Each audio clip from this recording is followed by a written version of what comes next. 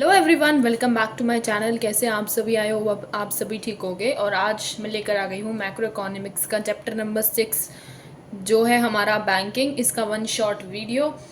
Banking में हम सबसे पहले जानेंगे कि what is the commercial bank. A commercial bank is that financial institution which accepts deposit from the people and give loans for the purpose of consumption और investment. ये commercial bank वो एक फाइनेंशियल इंस्टीट्यूशन होता है जो deposit लोगों से accept करता है और लोन देता है लोगों को for the purpose of consumption, खुद की कंजम्पशन के लिए या फिर किसी चीज़ में इन्वेस्ट करने के लिए। तो वो होता है हमारा कमर्शियल बैंक।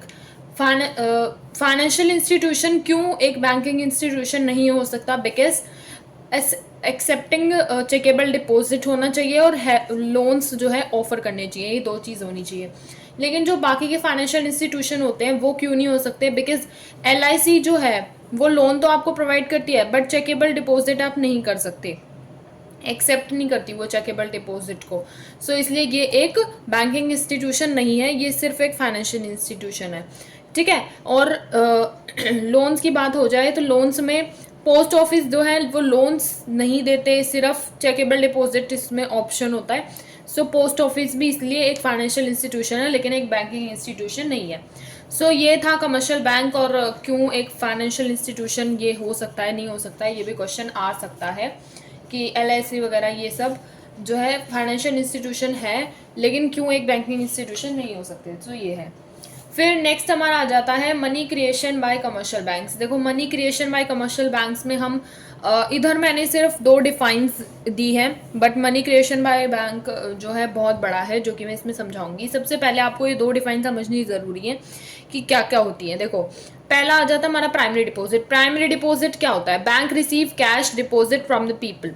जो बैंक रिसीव करता है कैश लोगों से और डिपॉजिट करता है उनके अकाउंट में, वो होता है हमारा प्राइमरी डिपॉजिट। फिर हमारा आ जाता है सेकेंडरी डिपॉजिट। सेकेंडरी डिपॉजिट वो होता है जो मनी लेंड करी जाए bye the commercial bank, not in a form of cash. Cash की फॉर्म में नहीं, क्रेडिट एंट्री की फॉर्म में।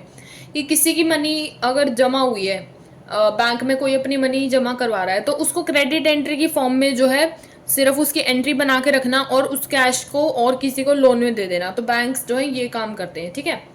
या फिर किसी ने अगर मनी विड्रॉ करी है तो वो कैश की फॉर्म में लेगा, लेकिन और किसी के बैंक की जो अमाउंट है वो अमाउंट जो है उठा के उसको कैश में दे दी जाएगी, लेकिन क्रेडिट एंट्री में उसके में यही शो होएगा कि आपका बैलेंस इतना है। ठीक है। ऐसे होता है। तो money which is lend by the commercial banks not in the form of cash but in form of credit entry in the account of borrowers, right? That is known as your secondary deposit, जैसा कि मैंने आप लोगों को बताया। ठीक है। Money creation में सबसे पहले तो आता है प्राइमरी डिपॉजिट। ठीक है। पहले तो पैसे जो है वो जमा करते हैं लोग, जो है कैश डिपॉजिट जमा करते हैं बैंक में, कमर्शियल बैंक्स में। ठीक है। देन हमारा आ जाता है बैंक जो है लेंड करता है इनकी मनी को much more times than the cash reserve. Cash reserve जितना उनको रखना होता है उससे ज़्यादा जो मनी जो है वो लेंड करता है। ठीक है।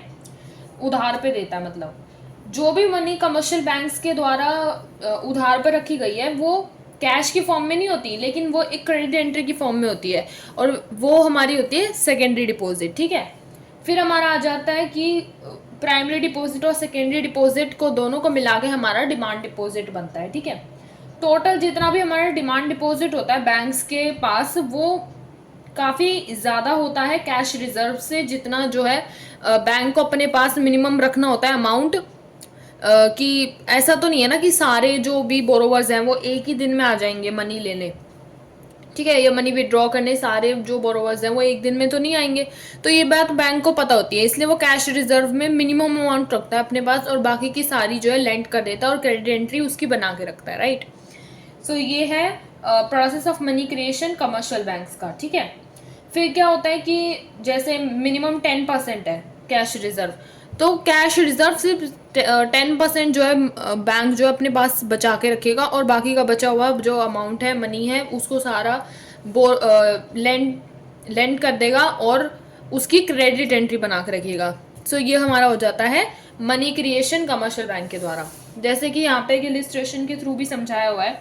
इलिस्ट्रेशन की ना कुछ अजम्पशन गिवन है, जैसे कि आपको ये मान के चलना है कि यहाँ पे सिर्फ एक सिंगल बैंकिंग सिस्टम है। ठीक है।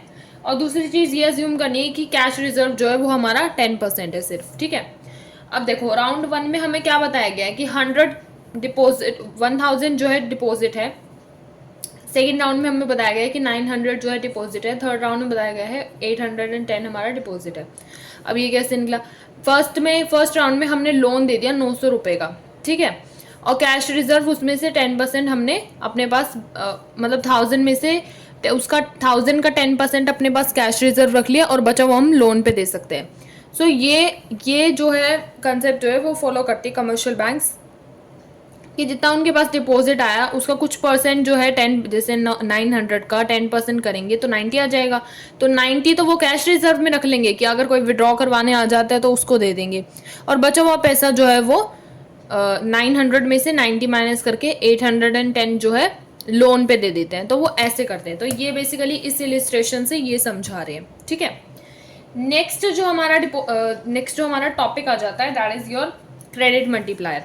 क्रेडिट मल्टीप्लायर का मतलब है कि number of times we can create money, कितने टाइम कितनी बार जो है हम जो है मनी क्रिएट कर सकते हैं, ठीक है। आरबीआई डिटरमाइन करता है कि सीआरआर इंडिया में सीआरआर जो है वो डिटरमाइन करा जाता है आरबीआई के द्वारा। इसको LRR भी के नाम से भी जाना जाता है, लीगल रिजर्व रेशियो, ठीक है। कमर्शियल बैंक्स जो हैं कुछ मिनिमम अपने पास CRR रखते हैं, आरबीआई को देते हैं वो CRR। और CRR कैसे निकाला जाता है? इस के हमारा यहाँ पे हो जाएगा credit multiplier is equals to 1 में CRR, कैश रिजर्व रेशियो, ठीक है। एग्जाम्पल के थ्रू समझाया गया है कि मान लीजिए CRR 10% गिवन है। सो इसको CRR कैसे निकालेंगे? 10 हो जाएगा, बचा हुआ जो है वो जो है हम लैंड पे डाल सकते हैं, ठीक है। नेक्स्ट टॉपिक हमारा आ जाता है सेंट्रल बैंक, ठीक है। सेंट्रल बैंक हमारा नेक्स्ट टॉपिक आ जाता है। अभी हमने कमर्शियल बैंक के बारे में जाना, नो कमर्शियल बैंक तो देखो बहुत सारे हैं, बट सेंट्रल बैंक हमारा एक ही है। सेंट्रल बैंक हमारा है आरबीआई, जो पूरी फाइनेंशियल जो भी चीज़ें इंडिया में होती हैं, गवर्नमेंट का एक तरीके से एजेंट है आरबीआई, एंड वो सारी डीलिंग्स को, फाइनेंशियल डीलिंग्स को जो है अपने कंट्रोल में रखता है। तो सेंट्रल बैंक हमारा इंडिया का है आरबीआई, ठीक है।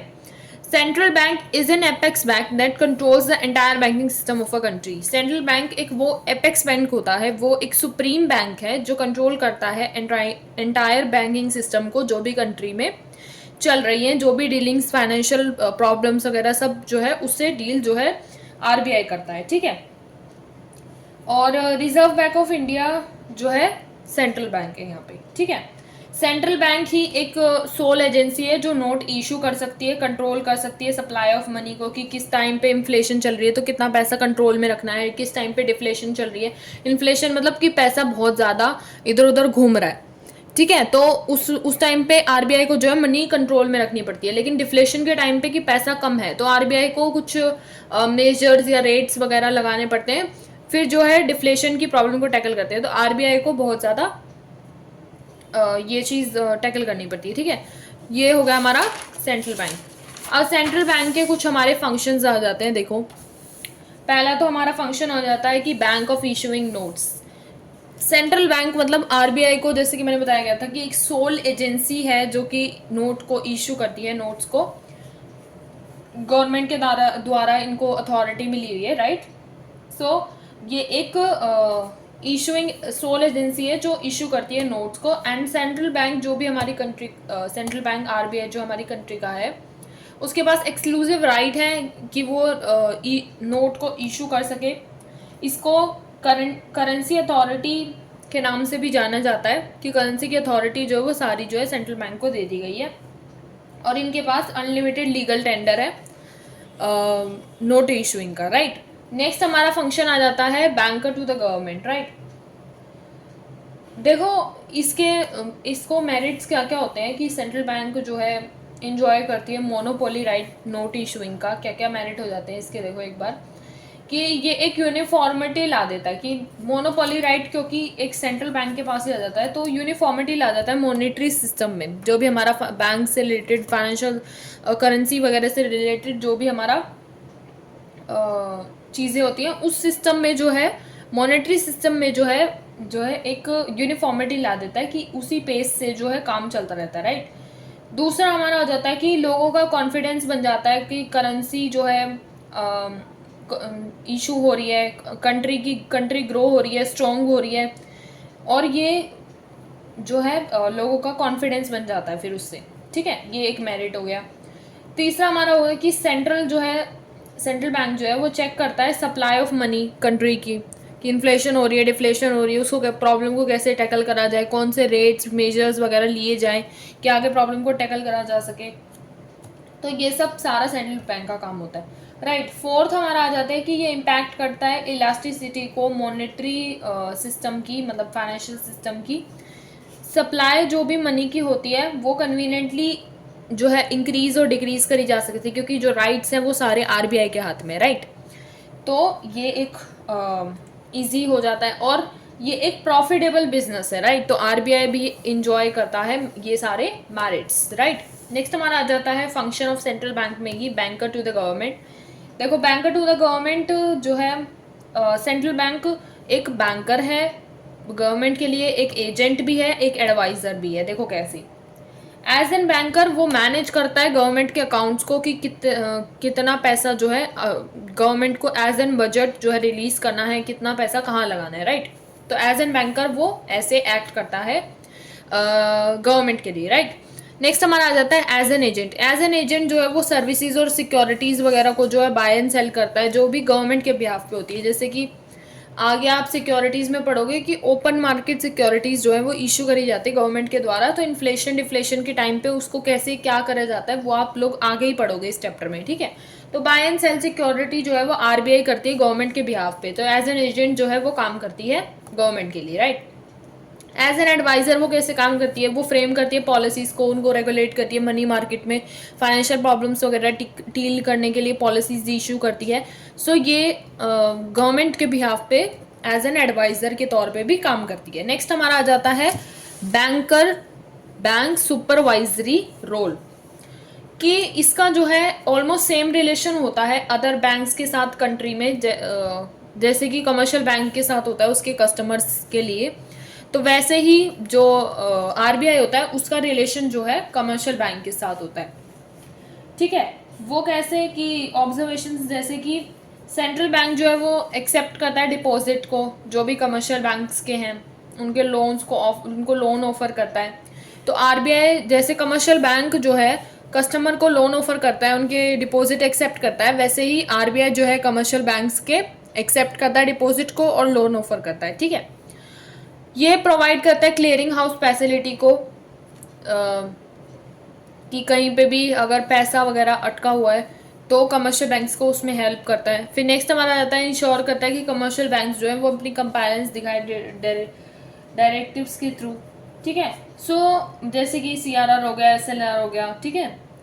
सो ये सारा काम करता है हमारा central bank, that is the RBI. Next हमारा आ जाता है lender of the last resort. तो देखो ये फंक्शन जो है वो मेन है, इंपॉर्टेंट है। इसके पीछे के जो फंक्शन जैसे लेंडर ऑफ लास्ट रिजॉर्ट, या आगे हमारा आ जाता है कस्टोडियन ऑफ फॉरेन एक्सचेंज, ये सब मतलब ये भी आ सकता है। तो ये क्वेश्चन में आई थिंक पेपर में जो है ये क्वेश्चन इससे पुटअप होते हैं, कोई सा एक फंक्शन पूछ लिया जाएगा, इसको एक्सप्लेन करो, ऐसे टॉपिक उठ जाते हैं। तो इसलिए ये वाले टॉपिक जो है बिल्कुल क्रिस्टल क्लियर कर लो अपने दिमाग में, बिकॉज यहाँ से क्वेश्चन आने के चांसेस होते ही हैं, ठीक है। तो नेक्स्ट हमारा फंक्शन आ जाता है lender of the last resort. Lender of the last resort मतलब कि अगर कमर्शियल बैंक फेल हो जाती है कहीं से भी अपनी फाइनेंशियल अकोमोडेशन लेने के लिए, कहीं से भी लोन वगैरह लेने के लिए, कोई फाइनेंशियल हेल्प लेने के लिए, अगर वो फेल हो जाती है तो उसको कहीं और अप्रोच करने की ज़रूरत नहीं है, सेंट्रल बैंक को वो अप्रोच कर सकती है एज एन लास्ट रिजॉर्ट, की सेंट्रल बैंक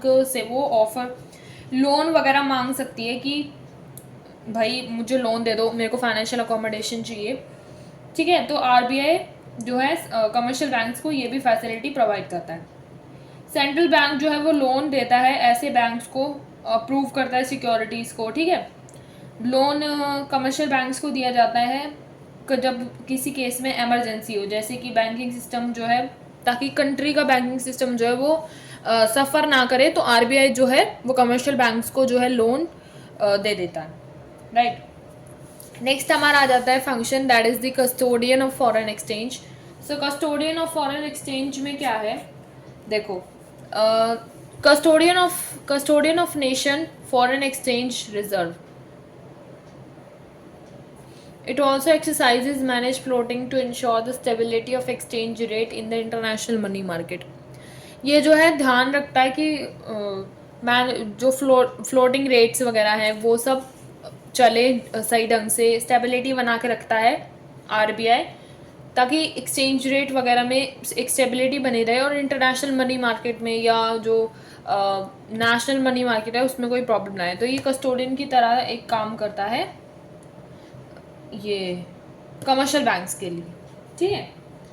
सो इसमें हमारा ही देखो, मैनेज फ्लोटिंग का मतलब क्या होता है। Manage floating refers to sale और purchase of foreign exchange with a view to achieving the stability of exchange rate. मतलब कि सेल या परचेज करना फॉरेन एक्सचेंज को, ताकि जो है एक स्टेबिलिटी बनी रहे एक्सचेंज रेट में। जैसे कि एक्सचेंज रेट में आप आगे पढ़ोगे, फॉरेन एक्सचेंज रेट एक चैप्टर आएगा, उसमें आप पढ़ोगे कि फ्लेक्सिबल एक्सचेंज रेट होता है और एक होता है आपका फ्लोटिंग एक्सचेंज रेट सिस्टम। सो ये दो टाइप के होते हैं। जब आप जानोगे कि एक्चुअली मैं एक्सचेंज रेट की मैं क्या बात कर रही हूँ, ठीक है, जब तक के लिए आपको सिर्फ मैनेज फ्लोटिंग का जो है मतलब याद रखना है, ठीक है। नेक्स्ट हमारा टॉपिक आ जाता है क्लियरिंग हाउस फैसिलिटी। तो आरबीआई ये फंक्शन परफॉर्म करता है क्लियरिंग हाउस का कमर्शियल बैंक्स के लिए, कि अगर मान लो एक बैंक ए है एंड एक बैंक बी है, तो बैंक ए के पास 10,000 रुपये जो कि उनको चेक में रिसीव हुए हैं, एंड बैंक बी के पास 15,000 रुपये विड्रॉ करे हैं जो ड्रॉन हुए हैं चेक के थ्रू, ठीक है, रिसीव हुए हैं उनको बैंक बी को, ठीक है। इनके पास 10,000 है, इनके पास 15,000 है, और इनको बोथ द बैंक्स उनका दोनों का अकाउंट जो है वो सेंट्रल बैंक में है, ठीक है, और इनको 10,000 देने हैं, ट्रांसफ़र करने हैं। तो वो काम सेंट्रल बैंक करेगा, इनको मतलब वैसे खुद जाके जो है नहीं करना पड़ेगा, बिकॉज इन दोनों के अकाउंट जो है वो सेंट्रल बैंक के पास है। तो सेंट्रल बैंक जो है as an clearing house facility के तौर पे काम करेगा एंड इनका जो है बैलेंस जो है क्लियर करेगा, राइट। ये अवॉइड करता है transactions, transfer of cash bank to bank के बीच में रिड्यूस करता है, ताकि रिक्वायरमेंट ऑफ कैश जो है कम होए और क्रेडिट एंट्री के थ्रू जो है चीज़ें चल सके, राइट। तो जैसे कि मैंने अभी यहाँ पे बताया। नेक्स्ट हमारा आ जाता है कंट्रोल ऑफ क्रेडिट, ठीक है। ये हमारा लास्ट फंक्शन आता है कंट्रोल ऑफ क्रेडिट।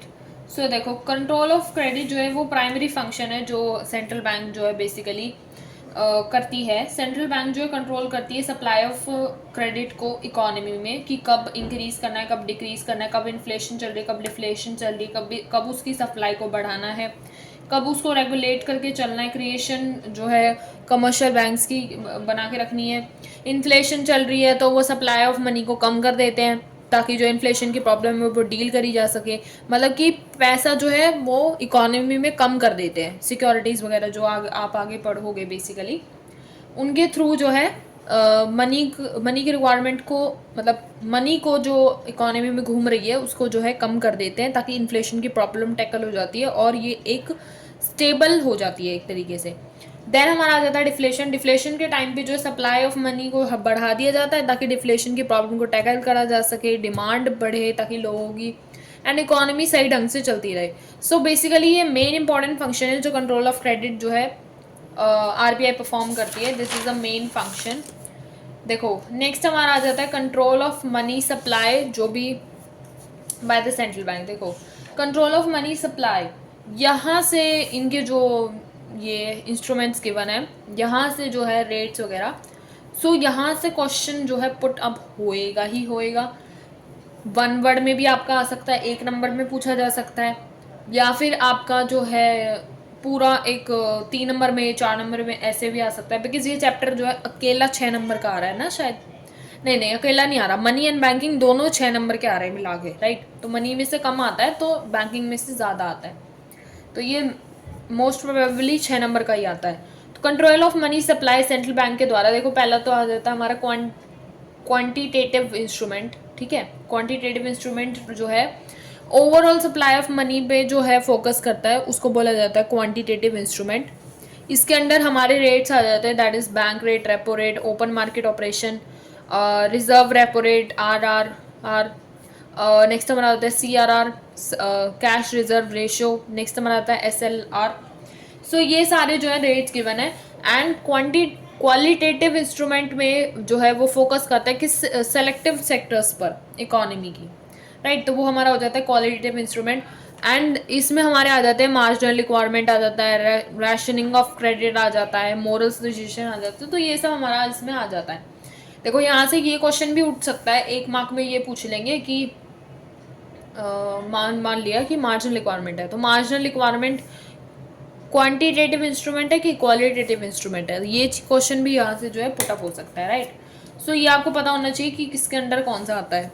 नेक्स्ट अब मैं बताने लगी हूँ रेट्स। क्वांटिटेटिव इंस्ट्रूमेंट में पहले कराऊंगी, तो पहला मेरा रेट आ जाएगा bank rate. Bank rate is the rate at विच जो सेंट्रल बैंक जो है कंट्री का वो लेंड करता है मनी कमर्शियल बैंक्स को मीट करने के लिए उनकी लॉन्ग टर्म नीड्स को। ठीक है, मैंने बकायदा इसके जो है नोट्स के फॉर्म में लिख रखा है। ठीक है, आप ये भी पढ़ सकते हो। और देखो हाँ, जैसे कि मैंने बताया कि सेंट्रल बैंक जो है वो मनी लेंड करता है कमर्शियल बैंक्स को ताकि उनकी लॉन्ग टर्म नीड्स जो है वो पूरी हो सके। तो सेंट्रल बैंक जो है लेंड कर देता है मनी कमर्शियल बैंक्स को जब भी उनको ज़रूरत होती है। अगर बैंक रेट जो है इंक्रीज हो जाएगा, अगर मान लो कि बैंक रेट इंक्रीज हो गया, तो देखो कमर्शियल बैंक जो है सेंट्रल बैंक जो है वो लेंड करता है मनी कमर्शियल बैंक्स को एक रेट पे। ठीक है, तो अगर बैंक रेट इंक्रीज हो गया कि बैंक रेट कुछ पॉइंट कुछ था एंड उससे वो इंक्रीज हो गया, तो कॉस्ट ऑफ बोरोविंग जो है वो बढ़ जाएगी। कॉस्ट ऑफ बोरोविंग बढ़ जाएगी तो उससे लैंडिंग रेट्स जो है वो बढ़ जाएंगे। लैंडिंग रेट्स बढ़ जाएंगे तो कमर्शियल बैंक्स जो है वो अपने लैंडिंग रेट्स बढ़ा देगी ताकि लोग जो है वो कम पैसा जो है बोरो कर पाए, राइट। देखो अगर कमर्शियल बैंक को ही वो ज़्यादा में मिल रहा है, बैंक रेट अगर इंक्रीज हो गया, तो अगर कमर्शियल बैंक्स को ही पैसा जो है वो महंगा मिल रहा है तो वो अपने लोगों को भी, जो कस्टमर्स वगैरह उनको भी महंगा देगी, भाई वो क्यों लॉस में आए। तो इसलिए कमर्शियल बैंक्स जो है वो अपने रेट हाई कर देते हैं। अगर बैंक रेट हाई होगा तो लैंडिंग के रेट्स भी हाई हो जाएंगे। एंड इससे ऑपोजिट ही केस में अगर बोरोवर्स को डिस्करेज करना है कि वो लोन ना ले, तो रिड्यूस कर देगी एबिलिटी को ताकि कमर्शियल बैंक्स जो है वो क्रेडिट जो है क्रिएट कर पाए। देखो इसका सीधा सा ये है कि अगर देखो अगर बैंक रेट इंक्रीज होएगा, मैं इन्फ्लेशन के टाइम पे बता रही हूँ, इन्फ्लेशन के टाइम पे अगर बैंक रेट इंक्रीज हो जाएगा तो कमर्शियल बैंक्स जो हैं लैंडिंग के रेट्स को भी इंक्रीज कर देंगे, है ना। इंक्रीज हो जाएंगे तो इन्फ्लेशन की प्रॉब्लम को है जो है टैकल करा जा सकता है। इन्फ्लेशन जो है वो इससे कंट्रोल हो जाएगी, उससे स्टेबल हो जाएगी, स्टेबल इकोनॉमी इन्फ्लेशन के टाइम पे। ठीक है, लेकिन अगर इसका ऑपोजिट है, डिफ्लेशन चल रहा है कि लोगों के पास पैसा कम है, इकोनॉमी में पैसा कम है, तो बैंक रेट को वो कम कर देंगे। कमर्शियल बैंक्स जो है अपने लैंडिंग रेट्स को कम कर देंगे, फिर वो लैंड भी कम में करेंगे और एक स्टेबल इकोनॉमी बन जाएगी कि लोगों के पास फिर पैसा आने लग जाएगा। धीरे धीरे जो इकोनॉमी है वो स्टेबल हो जाएगी। ठीक है, तो ऐसे इन्फ्लेशन और डिफ्लेशन के प्रॉब्लम को जो है वो बैंक रेट के द्वारा जो है वो टैकल करा जाता है। सो ये थे नोट्स बैंक रेट के, चाहो तो स्क्रीनशॉट ले लो नोट्स का। नेक्स्ट हमारा आ जाता है ओपन मार्केट ऑपरेशन। देखो bank rate and repo rate एकदम ऑपोजिट है एक दूसरे के, बट स्टिल मैं ओपन मार्केट ऑपरेशन पहले करा रही हूँ। ठीक है, ओपन मार्केट ऑपरेशन बेसिकली होता क्या है, तो open market operation refers to buying and selling of government securities by the central bank from the public and commercial banks. कि ओपन मार्केट ऑपरेशंस जो है रेफर करता है बाइंग और selling government securities central bank के द्वारा public को, general public को, कस्टमर्स को एंड कमर्शियल बैंक्स को। ठीक है, कि गवर्नमेंट की जो सिक्योरिटीज है वो आप बाय कर सकते हो और सेल कर सकते हो। सेल के टाइम पे देखो सेल ऑफ सिक्योरिटीज जो है अगर सेंट्रल बैंक करेगी तो उससे रिड्यूस हो जाएगा कमर्शियल बैंक्स का रिजर्व। ठीक है, it adversely effect the bank ability to create credit and therefore decrease the money supply in the economy, decrease हो जाएगा। तो ये इन्फ्लेशन के टाइम पे कि अगर सिक्योरिटीज वो लोग जो है सेल करेंगे, अगर आरबीआई सेल कर रही है सिक्योरिटीज को तो लोग ज़्यादा से ज़्यादा खरीदेंगे, कमर्शियल बैंक्स भी ज़्यादा से ज़्यादा खरीदेंगे उन्हें, तो सेल करेगी तो उनके पास वो खरीदेंगे तो उनके पास पैसा कम हो जाएगा, तो इससे इन्फ्लेशन की प्रॉब्लम जो है वो टैकल हो जाएगी, राइट। एंड अगर परचेज कर रहे हैं सिक्योरिटीज को, आरबीआई अगर परचेज करेगी सिक्योरिटीज को, तो ये परचेज सिक्योरिटीज करी जाती है डिफ्लेशन के टाइम पे, कि अगर परचेज करेगी सिक्योरिटीज को तो वो बदले में पैसा भी तो देगी ना, आरबीआई पैसा देगी लोगों को, और पैसा देगी तो लोगों के पास जो है पैसा बढ़ेगा तो डिफ्लेशन की प्रॉब्लम जो है वो टैकल हो जाएगी। तो ये होता है ओपन मार्केट ऑपरेशन। बस थोड़ी सी चीज़ समझनी होती है, बाकी तो लिखने का वर्डिंग्स के ऊपर होता है। देखो, आप जितनी बढ़िया वर्डिंग्स बना के लिखोगे उतना बढ़िया जो है आपको रिस्पॉन्स मिलेगा, नंबर अच्छे आएंगे। बाकी तो समझना और समझाना मेरे ऊपर है, समझना आपके ऊपर है। सो ओपन मार्केट ऑपरेशन ये होता है। नेक्स्ट हमारा आ जाता है रेपो रेट। बहुत आसान टॉपिक है, बच्चे अंत तक कंफ्यूज रहते हैं इसमें। बहुत इजी टॉपिक है, एक बार ही में क्लियर करना स्टार्ट करो इन टॉपिक्स को। रेट वगैरह जो है बहुत इजी टॉपिक है, आप एक ही बार में क्लियर हो जाओगे, ठीक है। रेपो रेट क्या होता है? Repo rate is the rate at which the central bank of a country lends money to the commercial banks to meet their short term needs. अब देखो क्या है, यहाँ पे मैंने बोला था कि लॉन्ग टर्म नीड्स को डील करता है, यहाँ पे मैंने बोला कि शॉर्ट टर्म नीड्स को डील करता है, ठीक है। तो इसका ऑपोजिट है ये। It is the rate at which central bank जो भी कंट्री की है वो कमर्शियल बैंक्स को लोन देती है उनके शॉर्ट टर्म नीड्स के लिए। इसमें ये था, बैंक रेट में क्या था कि वो लोन देती है कमर्शियल बैंक्स को लॉन्ग टर्म नीड्स के लिए, बस इसका ऑपोजिट है। डिफाइन ही ऑपोजिट है, तो डिफाइन तो आप नॉर्मली लिख ही लोगे, राइट, अगर पूछा जाएगा तो, ठीक है। अब देखो इन्फ्लेशन की प्रॉब्लम को वो कैसे टैकल करेंगे कि इंक्रीज कर देंगे अगर रेपो रेट को, तो इंक्रीज हो जाएगी कॉस्ट ऑफ बोरोविंग, जो फोकस करेगा कमर्शियल बैंक्स को इंक्रीज करने के लिए लैंडिंग रेट्स को। देखो अगर रेपो रेट इंक्रीज कर देंगे तो कॉस्ट ऑफ बोरोविंग जो कमर्शियल बैंक्स जिस पे ले रहे हैं वो बढ़ जाएगी, ठीक है। और उससे क्या होएगा, लैंडिंग रेट्स जो है वो इंक्रीज हो जाएंगे। लैंडिंग रेट्स इंक्रीज हो जाएंगे तो लोग जो है कम बोरो करेंगे,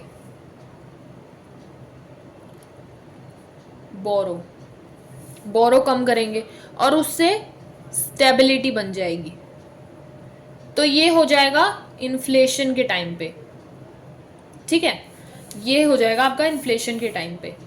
फिर नेक्स्ट हमारा आ जाता है डिफ्लेशन के टाइम पे क्या करेंगे। देखो डिफ्लेशन के टाइम पे जो है बोरोवर्स को डिस्करेज करना है कि वो लोन ले। एक सेकेंड, डिस्करेज तो इन्फ्लेशन के टाइम पे करना है, राइट। सो डिक्रीज के टाइम पे जब डिक्रीज हो जाएगा तो लोगों को, मतलब डिफ्लेशन आएगा जब, तो लोगों को ज़्यादा से ज़्यादा पैसा जो है अवेलेबल करवाना है, राइट। तो वो रेपो रेट को जो है डिक्रीज कर देंगे डिफ्लेशन के टाइम पे, ठीक है। डिफ्लेशन के टाइम पे डिक्रीज कर देंगे रेपो रेट को, जिससे लैंडिंग रेट्स जो है वो लो हो जाएंगे कि लोग जो है आसानी से लैंड कर पाएंगे, और उससे वो उनकी बोरोविंग जो है वो हाई हो जाएगी और फिर से स्टेबिलिटी बन जाएगी, ठीक है। आई होप आपको इन्फ्लेशन और डिफ्लेशन की जो प्रॉब्लम है वो टैकल करनी आ गई हो रेपो रेट के थ्रू। रेपो रेट और ये जो रेट्स वगैरह की बने बेसिकली ये इम्पॉर्टेंट है, बहुत शांति से बैठ के इनको समझो। नहीं समझ में आ रहा दोबारा वीडियो को पॉज करके देखो, कमेंट बॉक्स में पूछो, तो ये इम्पॉर्टेंट चीज़ है और बहुत आसान चीज़ है बेसिकली। तो आपको इसमें प्रॉब्लम आनी नहीं चाहिए बेसिकली, ठीक है। तो अगर आपको प्रॉब्लम आ रही है तो कमेंट सेक्शन में पूछ सकते हो आप, वरना तो मैंने देखो क्रिस्टल क्लियर जो है समझाने की अपनी तरफ से पूरी कोशिश करी है। देखो आगे हमें बोला गया है कि reverse repo rate. Reverse repo rate क्या होता है कि ये एक एग्जैक्ट ऑपोजिट होता है रेपो रेट के। जब कमर्शियल बैंक्स जो हैं सरप्लस उनके पास फंड्स होता है, देखो इसमें क्या था कि बोरो करना होता था, लोन देना होता था, लेकिन इसमें क्या है कि जब कमर्शियल बैंक्स के पास जो है सरप्लस फंड होता था तो वो अपना जो फंड है वो डिपॉजिट कर सकते हैं, अपना जो सरप्लस फंड कमर्शियल बैंक्स के पास है उसको डिपॉजिट कर सकते हैं आरबीआई के पास, सेंट्रल बैंक के पास, ताकि वो उस पर इंटरेस्ट अर्न कर सके। इंटरेस्ट अर्न करेंगे, रेट ऑफ इंटरेस्ट अर्न करेंगे तो वो सेंट्रल बैंक जो है वो उनको देगा और उससे जो है इन्फ्लेशन की प्रॉब्लम टैकल होगी कि वो लोगों को लोन ज़्यादा देंगे, ठीक है। तो वो होता है, तो ये था रिवर्स रेपो रेट कि इसमें सरप्लस फंड्स जो होता है वो सेंट्रल बैंक के पास, सेंट्रल बैंक जो है वो अपने पास रख लेती है। So it is a rate at which central bank accept करती है deposit from the commercial banks, ठीक है। जब रिवर्स रेपो रेट बढ़ जाता है, रिवर्स रेपो रेट जो है वो बढ़ जाएगा, इंक्रीज हो जाएगा, तो उससे कमर्शियल बैंक्स जो है वो एनकरेज होएगी और डिपॉजिट करवाएगी अपने पैसे को। ठीक है, तो लैंडिंग कैपेसिटी जो है उससे लैंडिंग कैपेसिटी की कैपेबिलिटी जो कमर्शियल बैंक्स की है वो उससे हार्म हो जाएगी, कि रिवर्स रेपो रेट हो जाएगा तो वो इंक्रीज हो जाएगा, और फिर उससे जो है कमर्शियल बैंक्स का पैसा किसके पास चला जाएगा, आरबीआई के पास, जब वो अपना सरप्लस फंड जो है वो डिपॉजिट करवाएगी, ज़्यादा से ज़्यादा जाएगा। अगर repo rate reverse repo rate increase होएगा तो ज़्यादा से ज़्यादा जाएगा आरबीआई के पास, और आरबीआई के पास ज़्यादा से ज़्यादा जाएगा तो इन्फ्लेशन की प्रॉब्लम जो है वो टैकल हो जाएगी, क्योंकि कमर्शियल बैंक के पास अगर पैसा ही नहीं बचेगा आप लोगों को देने के लिए, तो उससे आप लोग बोरो कम करोगे तो इन्फ्लेशन की प्रॉब्लम टैकल होएगी, राइट। तो इन्फ्लेशन की प्रॉब्लम यहाँ से ऐसे टैकल होगी रिवर्स रेपो रेट से। फिर रेपो रेट को अगर इसका एग्जैक्टली ऑपोजिट कर दें, कि रिवर्स रेपो रेट को अगर वो कम कर दें, कि जो सरप्लस फंड है वो आरबीआई के पास कम रेट पे डिपॉजिट कर पाएंगे, तो उससे जो है वो कमर्शियल बैंक्स को प्रॉफिट उसमें कम होएगा, बिकॉज रेट कम मिलना है। तो अगर रेट कम मिलेगा तो उनको वो लोग कम जो है अपना सरप्लस फंड जो है वो आरबीआई के पास डिपॉजिट करेंगे, जिससे उनके पास पैसा जो है, जो कमर्शियल बैंक्स के पास पैसा ज़्यादा रहेगा। कमर्शियल बैंक्स के पास पैसा ज़्यादा रहेगा तो वो अपने कस्टमर्स को, जो नॉर्मल पीपल हैं, पब्लिक है, उसको पैसा ज़्यादा जो है लोन पे देगी, ज़्यादा पैसा लोन पे देगी तो लोगों के पास डिफ्लेशन की प्रॉब्लम जो है वो टैकल हो जाएगी। तो रिवर्स रेपो रेट से ऐसे प्रॉब्लम टैकल होगी, राइट। नेक्स्ट हमारा आता है cash reserve ratio. Cash reserve ratio वो मिनिमम परसेंटेज होती है नेट डिमांड की at a time of liability to be kept by the commercial banks with the central bank. की कैश रिजर्व रेशो वो minimum percentage होती है जो commercial banks की रखी जाती है सेंट्रल बैंक के पास। ठीक है, अगर सीआरआर इंक्रीज होएगा तो उससे एक्सेस रिजर्व बचेगा कमर्शियल बैंक्स के पास, and limits their credit creating power, और इससे जो उनकी क्रेडिट क्रिएटिंग पावर है वो कम हो जाएगी। देखो, सीआरआर अगर इंक्रीज हो जाएगा तो उससे एक्सेस रिजर्व कमर्शियल बैंक्स के पास जो है वो कम हो जाएगा, राइट। और उससे फिर जो है वो उनकी क्रेडिट क्रिएटिंग पावर जो है वो कम हो जाएगी, तो लोगों के पास वो कम बोरो कर पाएंगे, तो ये हो जाएगा डिफ्लेशन का। और इसका एग्जैक्टली अपोजिट जो है वो हमारा उसमें हो जाएगा आई थिंक इन्फ्लेशन के टाइम पे, राइट। नेक्स्ट हमारा आता है SLR. SLR refers to minimum percentage of net demands and at the time liability that commercial banks are required to maintain themselves. और एसएलआर जो है वो कमर्शियल बैंक को खुद के पास जो है बना कर रखना पड़ता है। देखो, एसएलआर में हमारा जो है लिक्विड एसेट आ जाते हैं, वो हो जाता है हमारा कैश हो जाता है, गोल्ड हो जाता है, या अनइनक्रैम्बल्ड अप्रूव्ड सिक्योरिटीज भी हो जाती हैं। तो ये सब हमारा आ जाता है स्टैट्यूटरी लिक्विडिटी रेशो में, एसएलआर में। ठीक है, देखो अगर एसएलआर इंक्रीज होएगा तो उससे रिड्यूस हो जाएगी एबिलिटी बैंक की क्रेडिट क्रिएट करने की। ठीक है, अगर बैंक के पास पैसे कम बचेंगे, एसएलआर बढ़ गया तो पैसे कम बचेंगे तो ये डिफ्लेशन में टैकल करेगा।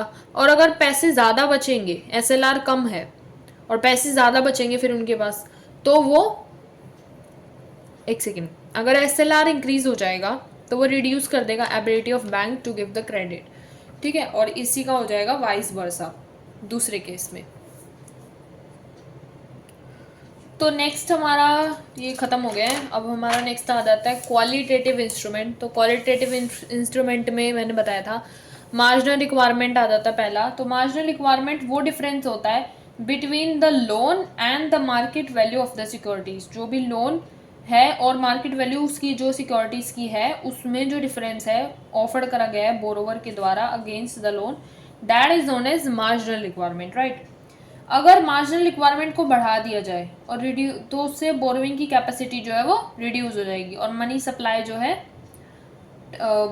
की प्रॉब्लम जो है वो टैकल हो जाएगी। फॉल इन मार्जिनल से अगर मार्जिनल रिक्वायरमेंट में फॉल आ जाएगा तो वो बोरो करने में इनकरेज करेगा लोगों को। ठीक है, मार्जिन जो है वो नेसेसरी होता है, क्यों? क्योंकि ताकि लोन के अगर इक्वल होएगा full account of the security तो जो बैंक है उसको सफ़र करना पड़ेगा ना लॉस को। तो in case of fall in price of a security, right, देखो मान लो कि एक पर्सन ने एज एन मोर्गेज अपना हाउस दिया है 1 करोड़ का, ठीक है, और उसने लोन लिया है 80 लाख का, उसको लोन मिला है बदले में, 1 करोड़ के घर के बदले में 80 लाख का लोन लिया है, तो मार्जिनल रिक्वायरमेंट हो गई ना, उसमें जो 20 लाख है वो मार्जिनल रिक्वायरमेंट हो गई जो बैंक अपने पास रखेगा। द मार्जिनल रिक्वायरमेंट इस केस में जो है वो हमारी 20 लाख हो जाएगी। मार्जिनल रिक्वायरमेंट जो है वो अगर लो हो जाएगी तो सप्लाई ऑफ मनी जो है वो इंक्रीज हो जाएगी, ठीक है। तो मार्जिनल रिक्वायरमेंट इस केस में जो है वो बढ़ गई है, तो सप्लाई ऑफ मनी जो है वो रिड्यूस हो जाएगी। मार्जिनल रिक्वायरमेंट से भी जो है मनी जो इकोनॉमी में है वो टैकल करा जा सकता है। नेक्स्ट हमारा आता है rationing of credit. Rationing of credit का मतलब होता है फिक्स कर देना क्रेडिट कोटास को डिफरेंट बिजनेस एक्टिविटीज़ पे, जिससे जो है एक चेक बना रहेगा कि किस किस चीज़ के लिए लोन दिया जा रहा है बेसिकली, एंड कोई जो वो नहीं होते रिस्ट्रिक्टेड बिजनेस चीज़ें होती हैं उसमें लोन जो है नहीं दिया जाता, तो रैशनिंग ऑफ क्रेडिट में ये आता है। नेक्स्ट हमारा आता है मोरल सजेशन। मोरल सजेशन मतलब it is like rendering advice करना, एडवाइस को रेंडर करना कमर्शियल बैंक्स को आरबीआई के द्वारा, ताकि फॉलो करे वो उतने डेरिवेटिव्स की, जैसे कि बैंक ने अगर एडवाइस करा है कि लोन जो है वो रिस्ट्रिक्ट कर देने जाने चाहिए इन्फ्लेशन के टाइम पे, तो वो लोन रिस्ट्रिक्ट हो जाएंगे, इन्फ्लेशन की प्रॉब्लम टैकल हो जाएगी। लेकिन अगर डिफ्लेशन के टाइम चल रहा है तो आरबीआई उनको ये डेरिवेटिव्स पहुंचाती है कि आप लिबरल हो जाओ लैंड करने में मनी को, आप खुला जो है लैंड करो मनी को। सो उसमें जो है डिफ्लेशन की प्रॉब्लम टैकल हो जाती है। तो ये हो जाते हैं हमारे क्वालिटेटिव इंस्ट्रूमेंट, और इसी के साथ हमारा हो जाता है चैप्टर समाप्त। आई होप आप लोगों को ये समझ में आया होगा, वन शॉट वीडियो पूरी जो है सही लगी होगी। सो ऐसे ही जुड़े रहिए हमारे साथ आगे भी। Don't forget to like share and subscribe to my YouTube channel. I hope you like my video, you like the concept, you like the topic which I described right now. So ऐसे ही जुड़े रहिए हमारे साथ। Bye bye.